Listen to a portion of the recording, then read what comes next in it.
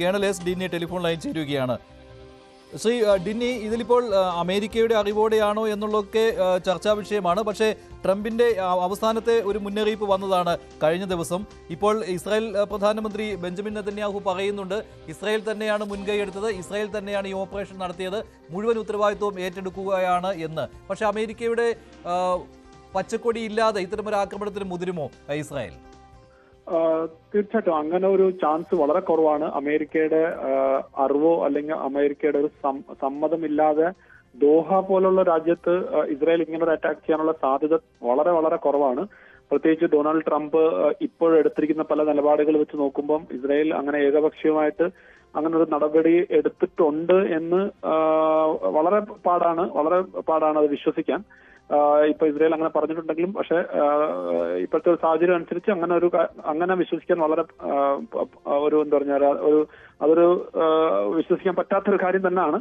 അതിനകത്ത് യാതൊരു സംശയമില്ല. പക്ഷെ ഇതൊരു വലിയൊരു എസ്കലേഷൻ ആയിട്ടാണ് ഞാൻ കാണുന്നത്. കാരണം ഒരു സ്ഥലത്ത് ഡൊണാൾഡ് ട്രംപിന്റെ ഒരു വലിയൊരു രീതിയിലുള്ള ഒരു സമാധാനത്തിന് വേണ്ടിയുള്ള പല കാര്യങ്ങളും നടക്കുന്നെന്നുള്ള ഒരു പെർസെപ്ഷൻ അറ്റ്ലീസ്റ്റ് ക്രിയേറ്റ് ചെയ്യുന്നുണ്ടായിരുന്നു. പക്ഷെ അതിന്റെ മറുവശത്ത് ഇപ്പം ദോഹ പോലുള്ള രാജ്യത്ത് അതും ഒരു സമാധാന ചർച്ചയിലൊക്കെ വരുന്ന ആളുകളുടെ അഗെയിൻസ്റ്റ് ആയിട്ട് ഇങ്ങനെ ഒരു അറ്റാക്ക് നടത്തുന്ന വെച്ചാൽ അത് ഇസ്രായേൽ വലിയൊരു എസ്കലേഷൻ തന്നെയാണ്. ഇത് അടുത്ത ഏത് ലെവലിലേക്ക് പോകുന്നു ഇപ്പോൾ നമുക്ക് പറയാൻ സാധിക്കില്ല.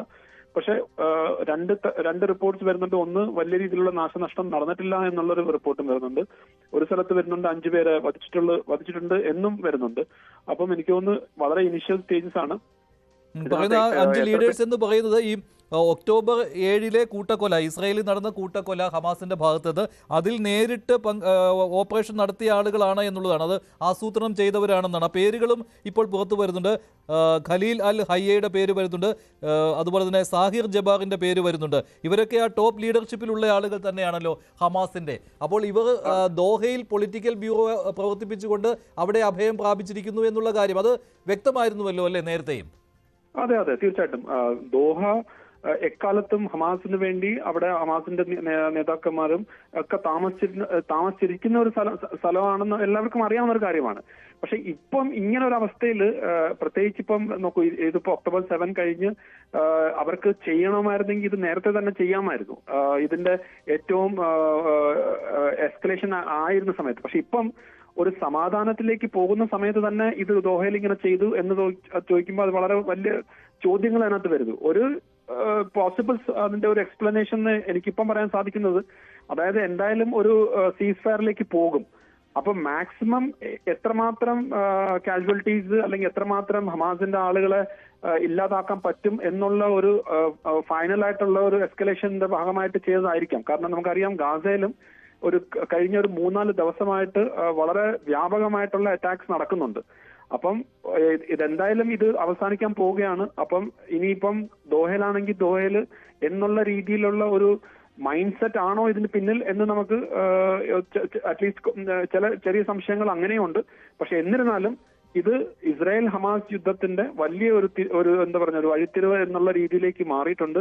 ഇത് ഒന്നുകിൽ ഈ യുദ്ധം ഇതുകൊണ്ട് തീരും, അതല്ലെങ്കിൽ ഇത് വേറെ ലെവലിലേക്ക് പോകുന്നു മാത്രമേ നമുക്കിപ്പം പറയാൻ സാധിക്കൂ. അതായത് ഇസ്രായേലും അംഗീകരിച്ചതാണല്ലോ ഈ ട്രംപിന്റെ ഗാസ പ്ലാൻ, അത് അംഗീകരിച്ചതാണല്ലോ. അപ്പോൾ യുദ്ധം നിർത്തുക എന്നുള്ള രീതിയിലേക്ക് കാര്യങ്ങൾ പോവുകയായിരുന്നു. അതിന്റെ പരമാവധി ഡാമേജ് ഹമാസിൽ വരുത്തുക, ഇതാണ് ഉദ്ദേശം ഇസ്രായേലിന്റെ, അല്ലേ? താങ്കളുടെ ഒരു വിലയിരുത്തൽ? അതൊരു സ്ട്രാറ്റജിയാണ് ശ്രീ മഞ്ജുഷ്. അതിനകത്ത് അതായത് എസ്കലേറ്റ് ടു ഡി എസ്കലേറ്റ് എന്ന് പറയും. അതായത് മാക്സിമം നിങ്ങൾ ഉയർത്തി കൊണ്ടുപോവുക, എന്നിട്ട് അതങ്ങ് ഡി എസ്കലേറ്റ് ചെയ്യുക. കാരണം ഒരിക്കൽ ഡി എസ്കലേഷൻ കഴിഞ്ഞാൽ പിന്നീട് അവർക്കത് ഇതുപോലത്തെ അറ്റാക്സ് ഒന്നും ചെയ്യാൻ സാധിക്കില്ല. അപ്പൊ അഥവാ സീസ് ഫയറിലോ അല്ലെങ്കിൽ യുദ്ധവിരാമത്തിലേക്ക് പോവുകയാണെങ്കിൽ അതിനു മുൻപ് മാക്സിമം കാഷ്വാലിറ്റീസ് എവിടെയൊക്കെയാണോ അവിടെയൊക്കെ ചെയ്യുക, എന്നിട്ട് നിർത്താം എന്നുള്ള രീതിയിലായിരിക്കും.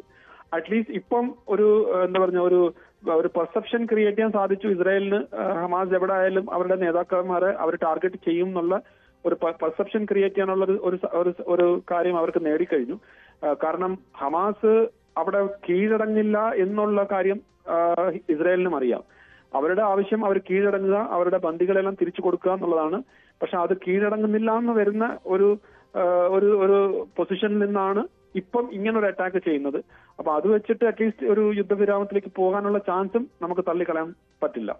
ശരി, നന്ദി ശ്രീ കേണൽ എസ് ഡിന്നി പ്രതികരിച്ചതിന്. എന്തായാലും ഖത്തറിലെ ദോഹയിലാണ് ഇസ്രായേലിന്റെ വ്യോമാക്രമണം ഉണ്ടായിരിക്കുന്നത്. പലയിടങ്ങളിലും സ്ഫോടക ശബ്ദങ്ങൾ കേട്ടു എന്നുള്ള കാര്യം പ്രദേശവാസികളും പറയുന്നുണ്ട്. പക്ഷേ ആശങ്കയുടെ സാഹചര്യം ഇല്ല എന്നാണ് ഖത്തറിൽ നിന്നുള്ള മലയാളികൾ പറയുന്നത്. അതേസമയം ഇസ്രായേൽ സൈന്യം ഇക്കാര്യം സ്ഥിരീകരിച്ചിരിക്കുകയാണ്. ഖത്തറിലെ ദോഹയിൽ വ്യോമാക്രമണം നടത്തി ഹമാസിനെയാണ് ലക്ഷ്യമിട്ടിരിക്കുന്നത് എന്നും ഹമാസിന്റെ മുതിർന്ന നേതാക്കളെ വകവരുത്തി എന്നുള്ള കാര്യവും ഇസ്രായേൽ സൈന്യം അവകാശപ്പെടുന്നുണ്ട്. നിരവധി പേർക്ക് പരിക്കേറ്റിട്ടുണ്ട് എന്നുള്ള കാര്യം അൽ ജസീറ റിപ്പോർട്ട് ചെയ്യുന്നുണ്ട്.